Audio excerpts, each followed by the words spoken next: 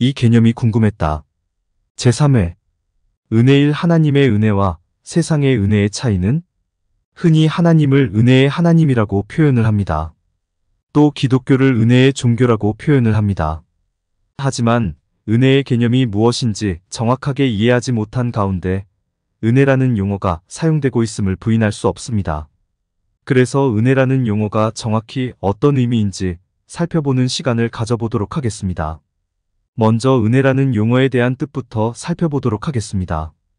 일반적으로 우리가 이해하고 있는 은혜라는 용어를 한마디로 표현하자면 사랑으로 베풀어주는 신세나 혜택이라고 표현할 수 있습니다. 부모님께서 낳아주시고 길러주신 것을 은혜라고 하고 스승님께서 가르쳐주신 것을 은혜라고 합니다. 또 어떤 곤란한 상황에 빠졌을 때 이를 외면하지 않고 그 곤란에서 빠져나올 수 있도록 도움을 베풀어준 것을 은혜라고 합니다. 다들 동의하실 내용이고 저 역시도 적극적으로 동의하고 있습니다.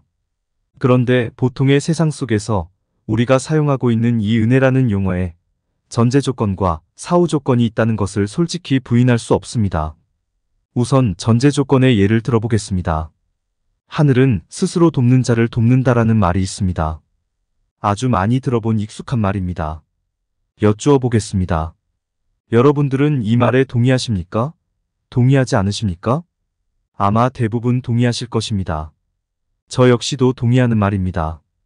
그런데 여러분들과 제가 이 말에 동의했다면 여러분들과 저는 은혜에 전제 조건이 있다는 것을 인정한다는 뜻이 됩니다. 왜냐하면 이 말은 스스로 노력하지 않는 사람에게는 도움을 줄 필요가 없고 스스로 노력하지 않는 사람에게는 은혜를 베풀어 줄 필요가 없다는 의미의 말이기 때문입니다. 즉 세상은 은혜 받을 만한 사람과 은혜 받지 못할 만한 사람이 있다는 것을 전제하고 있는 것이고 이런 전제에 따라 은혜를 베풀기도 하고 은혜 베풀기를 거부하기도 하는 것입니다. 여러분께 두 형제가 있는데 두 형제가 똑같이 사업에 망했다고 가정해 보겠습니다. 그리고 여러분은 꽤 여유가 있는 분이라고 가정해 보겠습니다. 그런데 사업에 망한 한 형제는 다시 일어서기 위해서 새벽부터 늦은 밤까지 중노동을 하며 열심히 하루하루를 살고 있습니다. 반면 다른 한 형제는 시리에 빠져 독한 술로 하루하루를 보내고 있습니다. 두 형제가 여러분께 도움을 요청했을 때, 두 형제가 여러분께 은혜 베풀기를 요청했을 때 여러분들은 두 형제 모두에게 똑같은 마음으로 기꺼이 도움을 주실 수 있겠습니까? 두 형제 모두에게 똑같은 마음으로 기꺼이 은혜를 베풀어 주실 수 있겠습니까? 아마 그러기는 쉽지 않을 것입니다. 왜 그렇습니까?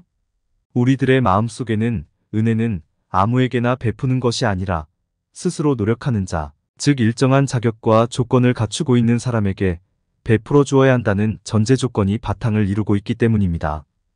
다시 말해 스스로 노력하지 아니하는 자, 확장하면 일정한 자격과 조건을 갖추고 있지 않은 사람에게는 은혜를 베풀어 보아야 헛될 뿐이라고 생각하고 있기 때문입니다. 이번에는 은혜라는 용어에 대한 사후 조건의 예를 들어보겠습니다. 배은망덕이라는 말이 있습니다. 남으로부터 입은 은혜를 잊어버리고 그 사람을 배반한다는 의미의 말입니다. 여러분들은 이 배은망덕한 사람을 용납하실 수 있겠습니까? 용납하실 수 없겠습니까? 아마 대부분 용납하실 수 없으실 것입니다. 저 역시도 그렇습니다. 그렇다면 여러분과 저는 은혜라는 용어에 사후 조건이 있다는 것을 인정하는 셈이 되는 것입니다. 즉 은혜는 반드시 갚아야 한다는 인식을 가지고 있다는 뜻입니다. 제비도 흥부가 베풀어준 은혜에 대해 박씨를 물어다 주었는데 하물며 사람이란 존재가 은혜를 저버려서는 안 된다는 인식을 뿌리 깊이 가지고 있다는 뜻입니다. 이것이 사람들이 일반적으로 생각하는 은혜의 개념입니다.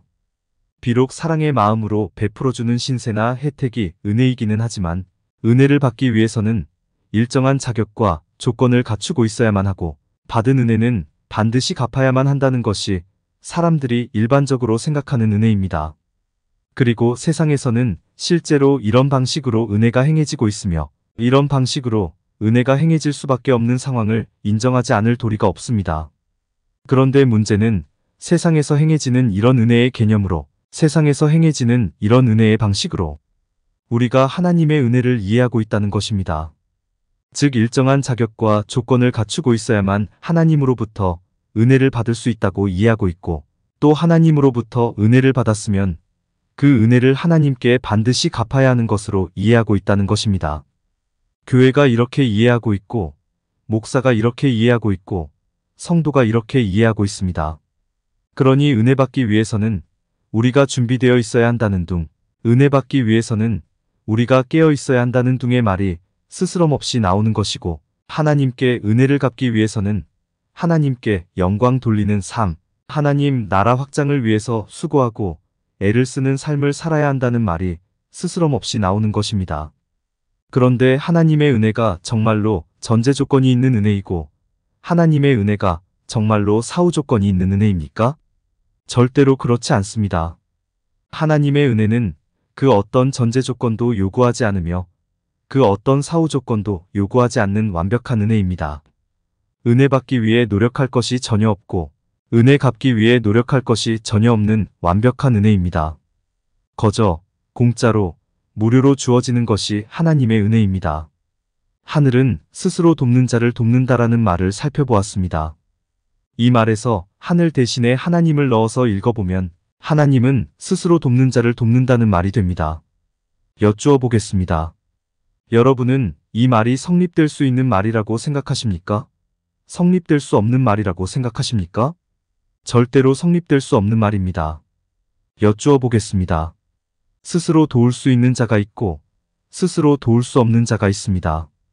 이 둘 중에 누구에게 하나님의 은혜가 더 필요하겠습니까? 스스로 도울 수 없는 자에게 하나님의 은혜가 더 필요합니다. 그렇다면 하나님은 누구에게 먼저 은혜를 베푸시겠습니까? 당연히 스스로 도울 수 없는 자에게 먼저 은혜를 베푸십니다. 스스로 도울 수 있는 자는 아직 힘이 있다는 뜻입니다. 아직 능력이 있다는 뜻입니다. 아직 일어설 수 있는 여지가 남아있다는 뜻입니다. 그러나 스스로 도울 수 없는 자는 정말로 끝이라는 뜻입니다. 하나님께서 도와주시지 않으면, 하나님께서 은혜 베풀어 주지 않으시면 정말로 끝장나고 만다는 뜻입니다. 하나님은 이런 사람에게 먼저 은혜 베풀어 주시기를 절대로 망설이지 않습니다. 왜냐하면 하나님의 은혜는 사람의 자격이나 조건, 사람의 능력이나 재주, 사람의 행동이나 행위를 일체 고려하지 않는 무조건적인 은혜이기 때문입니다. 은혜를 필요로 하는 사람이라면 누구에게나 거저, 공짜로, 무료로 주어지는 은혜이기 때문입니다. 성경에 은혜 받은 사람들의 이야기가 정말로 많이 나옵니다. 아브라함, 이삭, 야곱, 요셉, 모세, 아론, 여호수아, 다윗, 솔로몬 등 하나님으로부터 은혜 받은 사람들의 이야기가 숱하게 많이 나옵니다. 이들 중에서 자격과 조건을 갖추어서 능력과 재주가 탁월해서 행동이나 행위가 정의로워서 준비가 잘 되어 있어서 깨어 있어서 은혜 받은 사람이 있습니까? 없습니까? 없습니다. 그런 것들과 전혀 상관없이 그냥 하나님의 은혜가 주어졌던 것입니다. 또 하나님께서 은혜를 주셨다고 해서 이들에게 은혜 갚으라고 말씀하신 적이 있었습니까? 없었습니까? 없었습니다.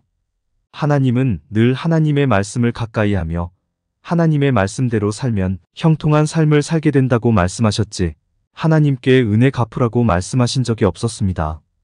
하나님의 은혜는 조건 없이 주어지는 것이기에 은혜 갚으라는 이야기가 결코 따라 나올 수 없습니다.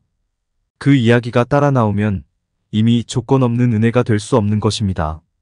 예수님의 십자가 사역 이후 서신서에 기록되어 있는 권면 중에도 하나님께 은혜 갚으라는 이야기는 등장하지 않습니다. 성도는 하나님의 은혜에 합당한 삶을 살아가는 존재이지 하나님께 은혜 갚는 존재가 아니기 때문입니다. 하나님께 은혜 갚으려고 해도 은혜 갚을 방법이 없습니다.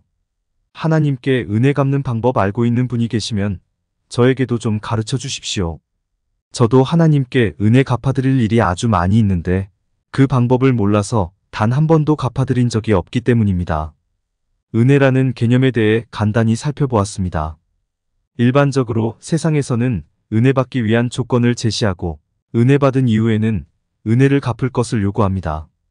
그러나 하나님의 은혜는 은혜 받을 만한 아무런 자격과 조건을 갖추고 있지 않음에도 무조건 주어지는 은혜이고 갚지 않아도 되는 은혜, 아니 갚을 수 없는 은혜입니다. 성경의 모든 이야기가 이를 확증해주고 있습니다.